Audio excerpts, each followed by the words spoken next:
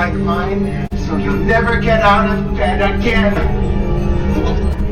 Never get out of bed again. Never get out of bed again. Never get out of bed again.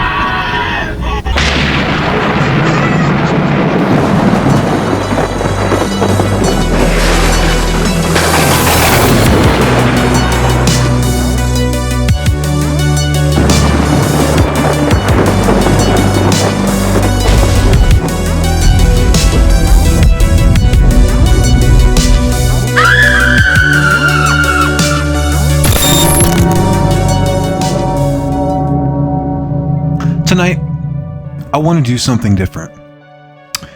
I want to go off the beaten path.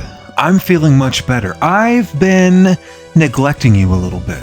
I've been speaking with a lisp. I've had gum in my mouth, cough drops. It wasn't working for me. Reviews needed a break. I needed to get back to basics, get back to the scares, get back to, the things that ultimately give me the willies, give me goosebumps, give me goose flesh, keep me up all night. And that's what we are doing tonight. We are going to do an expose, a deep dive, if you will. We're going all in on Zelda Goldman from Pet Sematary. Welcome to Beyond the Grave Media. As always, I am Josh, checking in on you.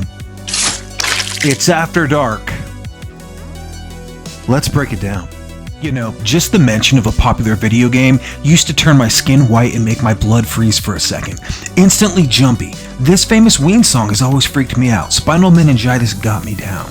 Tonight we are revisiting and taking a moment to reflect and appreciate the sheer horror velocity of Zelda Goldman.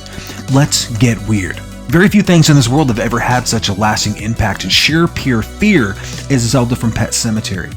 My life started pretty simply. As Kramer from Seinfeld would say, I was a cockeyed optimist as a kid. I lived for movies and sports, but was able to keep them and their fearful advances at bay. Movies scared me, but I was able to separate the monsters from reality and keep 1 foot in the supernatural and 1 foot in the present, where it was safe, until I was sent to a church camp at 12 years old. As kids often do, the camp counselors entrusted the elder teenage boys to ensure things were locked up in good working order for that particular evening. You trusted these fellas. They seemed in charge and they seemed to know what they were doing. And the last night there up in the Blue Mountains in the woods was the beginning of a decades-long horror obsession. It was the usual night after paintball with dinner, talking about the fire, and then the lights go out. My camp counselor decided he was going to scare the hell out of 6 impressionable preteens by unhurling a story of Herculean power and ferocity. He locked the door, queued up a tape. 1989's Pet Sematary. What proceeded to happen scared me half to death and made me no longer afraid of monsters, but that which is made up of flesh and blood. Watching as Rachel carefully pushed open the door to her dying sister's room is tattooed in my brain. Years of goose flesh and true fear remains when I think back on her waking up on that bed. There on those stale, pale blue sheets lay Zelda, twisted and curled into some sort of awful snake. As she gasped for air, her back clenched and the bones eased and broke. At least that's what I remember. This was pure fear. I remember thinking, this has to be. She's clinically insane, right, as Lewis would say. How is she left alone with this thing? That wicked, twisted thing like a vine that just goes on forever. What is she? No bother, Rachel is tasked with feeding her. Not me, dude. There's no way in hell, with the broom handle even, I would come close to that, family or not. Needless to say, I didn't get much sleep that night, or any night for much of the next week. I could hear her bones wheezing and swaying in her back like that of a ship laying on its side. Still, something remained. I had to watch this again, and I needed access to this tape for the rest of my life. The story of Zelda was of course penned by the master of horror himself, one Stephen King. I must say, as badly as that movie terrified me, reading the actions on paper was much, much worse. Because now I had a vision to go off of, right? And I couldn't put the book down. Still, it may go down as the most impressionable and frightening book I've ever read. A real white-knuckle thrill ride. Real horror show. So who is she?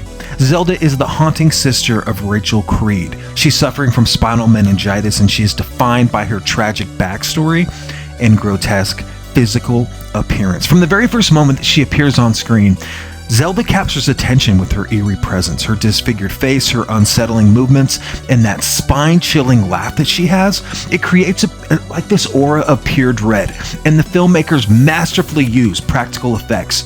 They transform this dude, Andrew Hubatasek, into this nightmarish figure, making Zelda not just scary, but very unsettling, dude. Director Mary Lambert, she didn't feel like just having a 13-year-old girl would be enough to haunt Rachel's thoughts or even the audience for years.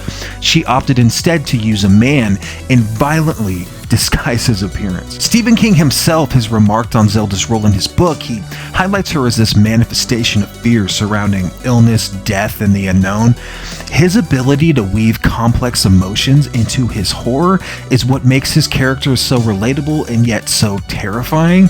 And then you got director Mary Lambert also emphasizing the importance of her tragic background. It does add this depth to her terror. She's not just a monster, she's a reflection of this deep-seated fear that very many people can relate. Very many? Zelda Goldman, she's more than just like this frightful person on screen. She embodies like the fragility of life and also the memories of loss with Rachel. So her character's circumstances, they mean a lot to audience. They make the viewer sympathize, and we empathize with her pain while also like being super fearful of her as a presence on screen. That duality for 90s kids, we had to grapple with the understanding of our own fears about our own morality 100%. Zelda, man. Zelda. To be 100% honest, while I've been making this video and looking at these clips and going online and look, like I have goosebumps just like editing the video. I'm an 80s kid and I still get freaked out like just watching her. They are such a presence on screen, man.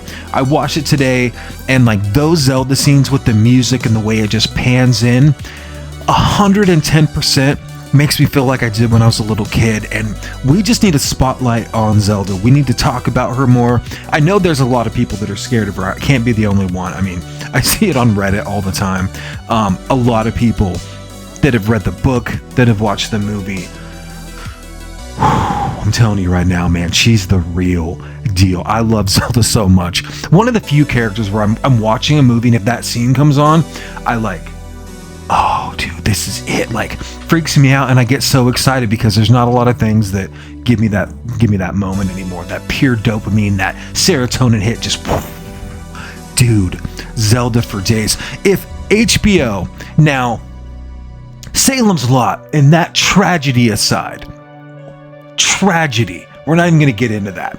If they took something like Zelda and wanted to do a prequel about how she bullied her sister, how mean she was to her, and how she was losing her mind, and they wanted to make that like a 4-part, 5-part miniseries, 110% put that shit on the books. I am down. I can watch stuff on Zelda I have goosebumps thinking about how cool that would be. I remember exactly where I was reading that book, man, in like the back of my parents', you know, we had this crappy RV that we would take camping. When I bought that book from a flea market in Packwood, Washington, it's a 5-hour drive back to where we lived. I almost killed that book. I read it just pow, dude. And then I read it again and again. I have my original. It's just torn to crap. I love Zelda. I love Pet Sematary. I love you guys. If you want to see more from me, please like, comment, subscribe. I promise I'm back. We're going to get into some reviews soon, but I just wanted to hit you guys with something different because I feel so much better, and it's October. We need to think outside the box. We do have 26 days. Like, comment, subscribe, share it with a friend. Justice for Zelda. Let's talk more about her. Take care of yourselves. Coming back at you. Follow me on social media. Peace. Cheers. Take care of yourself.